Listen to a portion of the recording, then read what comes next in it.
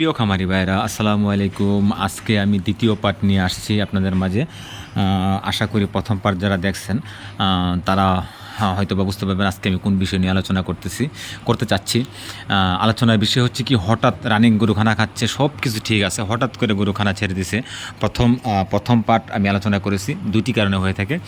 এক, দাঁত লড়ার কারণে, এবং কি এটার সমাধান কি এটাও বলেছি। আজকে যে বিষয়টা হচ্ছে কি, 2 নম্বর কারণ হচ্ছে কি, দেখেন আমরা যখন গরু ফ্যাটেনিংয়ে বাকি মোটা দাঁত যখন আমরা পরিকল্পনা নেই, তখন গরুটাকে আমরা ভালো ভালো খাবার দিই, যেমন দানাদার, ফিট আছে, আপনার ভিটামিন আছে, ঘাস আছে।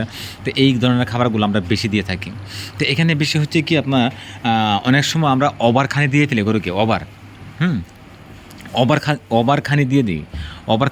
ওভারখানি দেওয়ার ফলে দেখা গেছে গরুর খাদ্য রিয়াকশন হয়ে থাকে, যেটা কিনা আমরা পাবলিক যারা আছে, খামারি যারা আছে, তারা বুঝতে পারি না। আমরা বুঝি কি, আগের মতন পেটের সমস্যা হলে পাতলা পায়খানা হবে, পেট ফুলে যাবে, ঠিক আছে। এই ধরনের সমস্যা যখন চোখে দেখে তখন মনে করে যে না, তার পেটের সমস্যা হচ্ছে। কিন্তু মূলত এখন ফুড পয়জনিং এমন একটা বিষয়, এটা হচ্ছে কি, আপনার ফুড পয়জনিং হলে, খাদ্য রিয়াকশন হলে পেট ফুলবে না। হ্যাঁ, পেট ফুলে, ঠিক আছে। অনেক সময় আপনার পেট ফুলে না, পেট একটা জাম দেরা থাকে, পেটে ভিতরে একটা গ্যাস ভাব হয়, বমি বমি ভাব হয় তার, এবং কি পেটে খিদা থাকে কিন্তু সে খেতে মন চায় না। এটা পায়খানা করবে, হালকা একটু নরম পায়খানা করবে, এবং কি পায়খানাতে একটু দুর্গন্ধ থাকবে। তো এই ধরনের সমস্যা অনেক সময় খামারিও ধরতে পারে না। গরু যখন খানা খায়, বুঝছেন, খামারিও গরুকে খাওয়াইতে আরও আনন্দ বোধ করে, তাই গরুকে খাবার বেশি দিয়ে ফেলে, ঠিক আছে, যা কিনা খামারি আন্দাজও করতে পারে না। এবং কি অতিরিক্ত গরমের সময় দেখা গেছে কি, আপনার যে পাওয়ারফুল যে খাবারগুলো আছে, যেমন ফিড, এবং কি ইউরিয়া মোলাসেস, এই ক্যাটাগরি খানাগুলো একটু কম দেওয়া উচিত।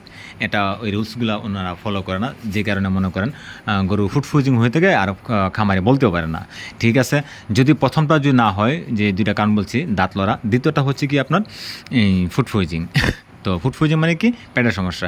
এটা হলে আপনারা কী করবেন? এটা হলে আপনারা আপনার যে কোনো আপনার রুমেন্টন জাতীয়, যেমন আপনার ডিটক্স বেড আছে, ববি কেয়ার আছে, বেরিন আছে, হ্যাঁ, এবং কি আপনার সাথে এই ধরনের পাউডার ইউজ করবেন। সাথে টিম্পানিল নামে একটা সিরাপ আছে, এই ধরনের সিরাপটা ইউজ করবেন।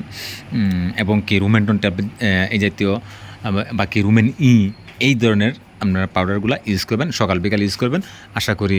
এবং কি এনজাইম এক্সেল আছে, এই ক্যাটাগরি কিছু পাউডার আছে, দ্রুত গতিতে এনে সে ইউজ করবেন, ব্যবহার করবেন।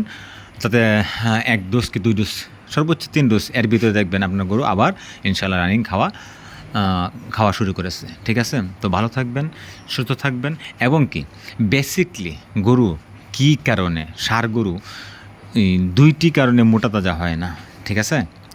একটা ষাঁড়ের ভিতরে 2 ধরনের সমস্যা থাকে, তাহলে এই গরুগুলো মোটা তাজা হয় না। ইনশাআল্লাহ এটাও আমি পার্ট টু পার্ট আলোচনা নিয়ে আসবো আপনাদের মাঝে, ইনশাআল্লাহ। আসসালামু আলাইকুম।